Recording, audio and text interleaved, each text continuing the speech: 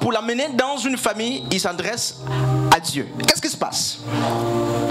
Alors, il se passe que Lot est parti, il s'est divisé d'Abraham, s'est séparé, d'après justement les injonctions du Seigneur, merci. Et Dieu est sur le point justement de visiter Sodome, de juger Sodome. Et Abraham se rend compte justement que son neveu Lot se trouve à Sodome. Et le jugement de Dieu, s'il tombe sur Sodome et Gomorrhe, naturellement, il risque de toucher aussi, n'est-ce pas, à son neveu. Et qu'est-ce qui se passe? Abraham va donc créer ce processus, il va créer ce chemin de 3 groupes. Lui, son neveu et Dieu. Et nous allons commenter Abraham, n'est-ce pas?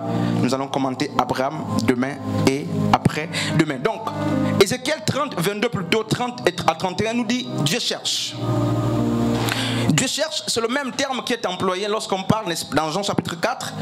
Lorsque la Bible dit justement, Yeshua va dire à la femme samaritaine, merci, l'heure vient et elle est déjà venue où les vrais adorateurs adoreront le Père en esprit et en vérité. Donc Dieu cherche, au temps d'Ézéchiel, au temps même d'Ésaïe, 8 siècles avant Christ, la Bible dit Dieu cherchait déjà un homme, pas 4 personnes.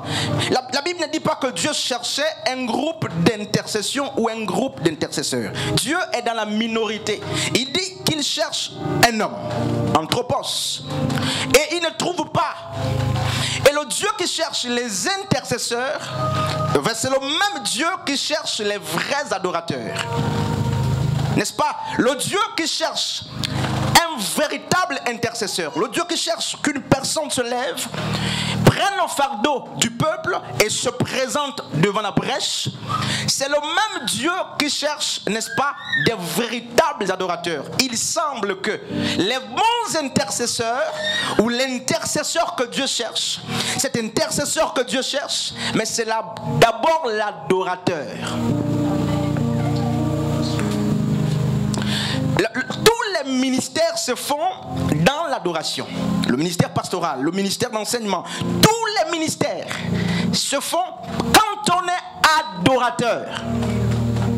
Donc quand Dieu dit littéralement par Ézéchiel qu'il cherche un homme qui se tienne à la brèche, il ne dit pas il cherche un païen ou un homme lambda. Non, mais en fait, il cherche un adorateur qui a ajouté à l'adoration, n'est-ce pas, l'intercession.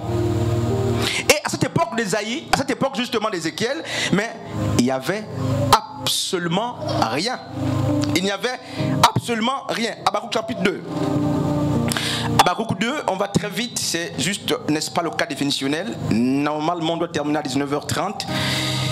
Je me bats, vous aurez, n'est-ce pas, dans la totalité cet enseignement. Alors, Habakkuk chapitre 2, le verset 1er. Écoutons ce que dit cet homme de Dieu. Habakkuk 2, le verset 1er. Je vais me placer à mon poste. Il dit, je vais me placer à mon poste de garde. Je vais me tenir sur le rempart. Je vais guetter, merci, pour voir ce qu'il me dira. Et ce que je répondrai au sujet de mes doléances. Habakkuk, l'homme de Dieu, au chapitre 2, au verset 1er, il appelle l'intercession, ou avant même de parler d'intercession, il dit, lui, il est un guetteur. Et donc les guetteurs, ce sont des surveillants. Des guetteurs, on a parlé justement du mystère, n'est-ce pas, des réalités de Mizpah, vous connaissez ça, le lieu, n'est-ce pas, de guet. Les guetteurs, ce sont des personnes comme on parle, n'est-ce pas, de la sécurité. Des personnes, ce sont des sentinelles, tchophim, n'est-ce pas, en hébreu. C'est des personnes qui sont établies pour veiller. Et Habakkuk dit, je vais me mettre à mon poste. J'aime ce mot-là qui me touche. Il dit que lui, il veut se mettre à son poste de garde. Et pour faire quoi? Non pas pour critiquer.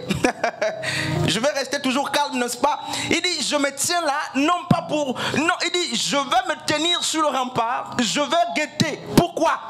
Pour voir ce qu'il me dira. On comprend que justement, de stratégie de l'intercession, c'est quoi?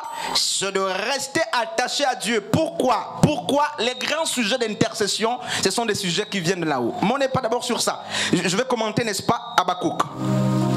Je verrai ce qu'il me dira et ce que je répondrai. Je verrai ce qu'il me dira. Habakkuk est très sérieux. Il va voir ce que Dieu lui dira. Par rapport à quoi? Par rapport aux doléances qu'il a apportées dans la cour de négociation de Dieu. Donc il a apporté des doléances, des problèmes, des requêtes. Et il dit désormais, il se tient à son poste. C'est un poste. Un ministère fait de vous un expert. C'est vrai que beaucoup prennent des ministères avec assez de négligence. Mais le ministère, c'est de l'expertise. Le don, c'est de l'expertise. Sans orgueil. Vous êtes spécialiste quand on dit vous êtes chantre. Vous êtes spécialiste quand on dit vous êtes docteur. Vous êtes spécialiste quand on dit vous êtes intercesseur. Et il n'a pas dit je me mets à notre poste ou à nos postes. Il dit c'est mon poste. Il se reconnaît comme étant justement un véritable intercesseur, une sentinelle. Il faut que les intercesseurs commencent et en fait ont cette certitude. Il ne faut pas que ça soit un métier à l'extérieur de nous, qu'on fasse justement un métier comme on fait avec assez de négligence ou comme si nous étions forcés. Habakkuk dit c'est son poste. Guetter c'est son poste. Surveiller c'est son poste. Et il se met là pour écouter d'abord Dieu. C'est lui qui veut écouter Dieu alors qu'il a, n'est-ce pas, il a des problèmes. C'est celui qui a déjà au préalable soumis des problèmes à Dieu. Un intercesseur ne vient pas pour dire prions et partons. Mais Habakkuk dit c'est celui qui a déjà soumis des requêtes, qui a soumis des problèmes à Dieu, qui attend que Dieu lui parle, que Dieu réponde. Et qui par suite va répliquer. Il nous apprend que l'intercesseur, c'est quelqu'un qui discourt. C'est quelqu'un qui aime discourir avec le Seigneur. Et merci Père éternel Dieu. Donc le ministère d'intercession est un poste, c'est une responsabilité. Et si l'intercession est définie comme étant une responsabilité, c'est que tu auras des comptes à rendre. Nous aurons des comptes à rendre si nous sommes des intercesseurs parce que c'est une responsabilité. Tous les responsables de l'Église, mais en fait, gèrent, ce sont des intendants, si on doit définir littéralement, ils gèrent les biens d'autrui. Les pasteurs gèrent les brebis de Dieu. Les financiers gèrent l'argent de Dieu. Nous sommes établis pour gérer les biens d'autrui. Nous sommes donc des responsables. Et si nous sommes responsables, mais nous aurons, n'est-ce pas, nous aurons des comptes à rendre au Seigneur. Amen. Amen. Amen.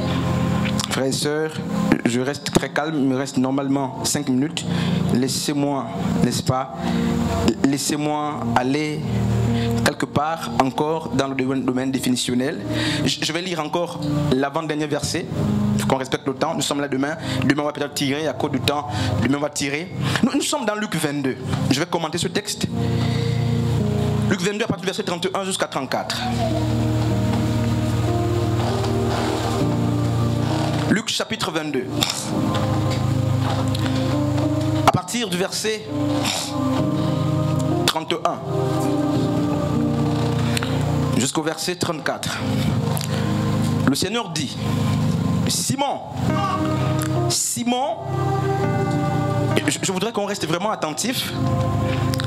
Le Seigneur appelle Simon 2 fois. Donc Simon se s'efface, qui est devenu Pétros dans Matthieu chapitre 16, à la suite de la révélation qu'il a reçue de Dieu. Alors Dieu, le Seigneur Jésus va l'appeler 2 fois. Simon, Simon, Satan vous a réclamé.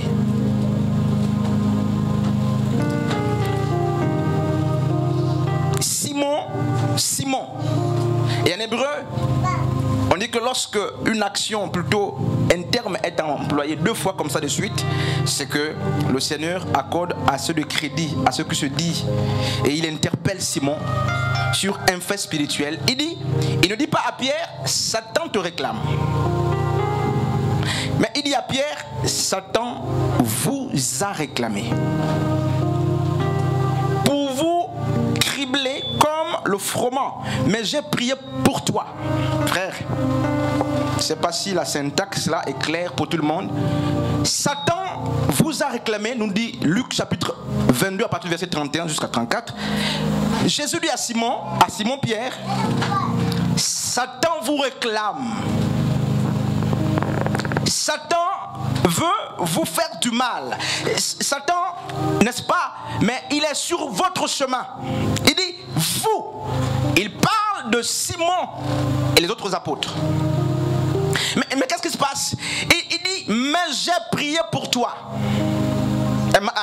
Satan réclame les apôtres, les disciples de Christ. Mais Jésus dit, j'ai prié pour toi Simon. Écoutez frère, je vais relire. Simon, Satan vous a réclamé pour vous cribler comme le froment, n'est-ce pas, le froment. Mais j'ai prié pour toi afin que ta foi ne faille point. Et toi, quand tu seras converti, affermis tes frères. Frères et sœurs, je m'efforce là, on va rester calme. Satan travaille, Jésus est informé et Jésus dit à Simon, mais Satan vous a réclamé, vous tous, pour vous faire du mal. Satan veut pas vous éprouver, veut vous tenter. Mais je ne prie pas pour tous les disciples.